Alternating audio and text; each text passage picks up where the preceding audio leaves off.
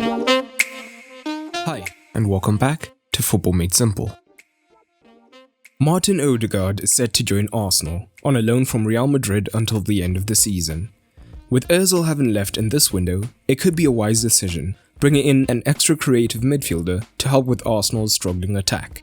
But what exactly will he bring to the team? In this video we take a look. Odegaard is a well-recognized name within football, primarily due to his raw talent in his mid-teens that saw every major club in Europe after him, with Real Madrid in the end being his destination. However, after an understandably slow start, given his age, we saw the buzz die down around him.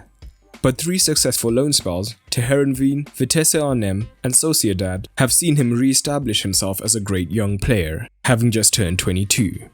And he has shown positional versatility during those spells. At Heerenveen, he started once on the left, 14 times as the attacking midfielder, but spent most of his time on the right wing with 28 appearances. Vitesse saw a similar pattern, with 1 appearance on the left, 1 up front, 7 as an attacking midfielder, and 30 out on the right. In his latest loan though, things were slightly different, almost exclusively playing as an attacking midfielder, and with 1 start on the right. Let's see how he operates in his 3 major positions though, being on the right, as a dedicated 10, and finally as a more central midfielder, starting off on the right side of midfield or attack.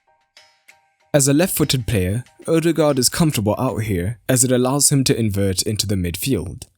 But unlike some inverted wingers who look to attack the byline at times, Odegaard is only a right winger nominally, often drifting central at the first chance he gets. This means he usually has to be paired with a highly attacking right back who loves to get forward and provide the width.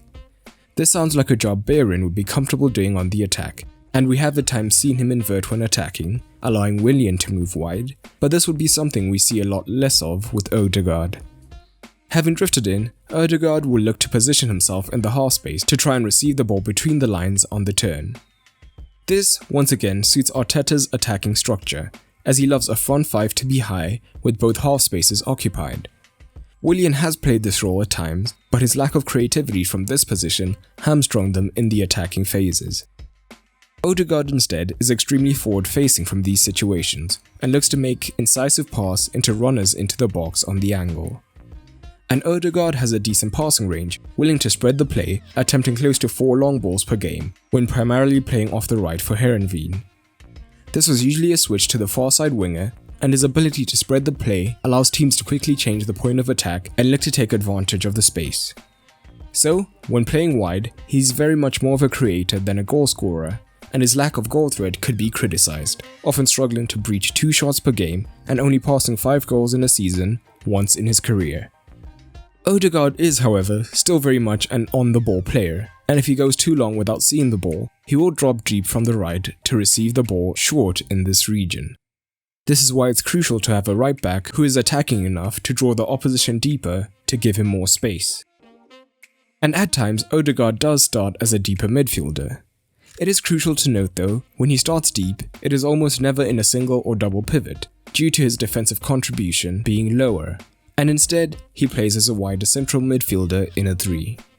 This is because he is still a highly attacking midfielder and will usually be the most forward-thinking of the 3, essentially operating as a free 8.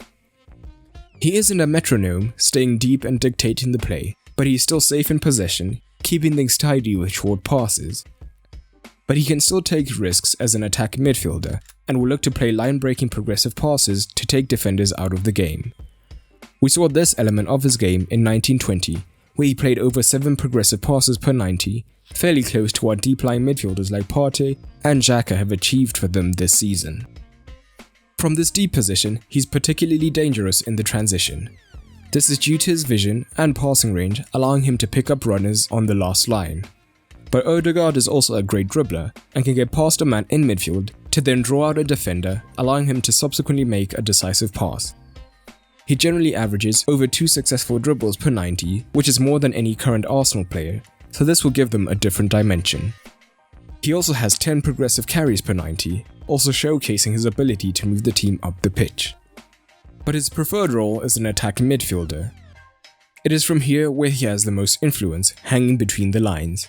He's always on the move, looking to create passing angles, whether that involves moving wide or dropping deeper, as he often did for Sociedad to help him progress the ball. And when he does get on the ball, he can keep it well under pressure, but often looks to play it into on-rushing midfielders as quickly as possible. He's particularly adept at playing runners into good positions to get a shot off in the box. For Sociedad, he averaged 2 key passes a game, comparable to what Smith Rowe has done this season, who still has a small sample size. He also averaged 2.6 passes into the box, which is more than any Arsenal player this season. And from this attacking midfield position, he also contributes in the defensive phase, but mainly if his team presses high. For Sociedad, he would push up alongside the centre forward to create a front two where he would harry defenders and would then look to launch a counter-attack. His over 18 pressures per game for a forward were highly impressive, and only beaten this season by Maitland-Niles for Arsenal players with over 450 minutes played. However, if he's bypassed when pressing, he's slow to track back, and this can at times leave them vulnerable. This could be a major concern for Arteta, who loves a hard-working 10 to contribute defensively. It should also quickly be noted that on his left foot, Odegaard puts in great deliveries from corners and free kicks, giving Arsenal an added weapon. So, how could the Gunners line up with Odegaard? Arteta has primarily used 3 formations this season, and it's unlikely he'll change this to fit in a low knee. So, Odegaard should fit into a 4-2-3-1, 4-3-3 or 3-4-3. In the 3-4-3, he's not defensive enough to play in a pivot role, so the right inside forward position suits him perfectly, reducing his defensive load and allowing him to stay high between the lines. He can also move central behind the front two to supply them. In the 4-3-3, he could start as an 8 and give them the attacking drive they have lacked at times from midfield. He could also play out on the right, but this would mean limiting Saka's game time, which Arteta is unlikely to do. Lastly, in the 4-2-3-1, he would slot in perfectly in the 10 position when Smith Rowe is rested. Smith Rowe, though, has been on the up, so Arteta may want to give him some more game time. Odegaard could start on the right, with Saka moving left, meaning Arsenal's stumbling attack could suddenly look promising. The main disadvantage, of course, is that it is only a loan deal. But with Kovacic, Real showed they were willing to loan then sell, and with Ceballos and Hakimi, they show that multi-season loans were also options, so Arsenal fans may yet see a lot of Odegaard. But what do you think his impact will be? Drop it down in the comments below. A quick shout out to my Patreons for helping to make this video possible.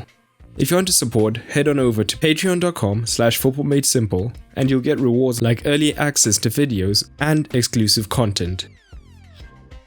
A big thanks to all my current Patreons, including Shannon Brown, Liam Costa and True D for joining the Ultra tier. But that's all for today, and remember, keep it simple.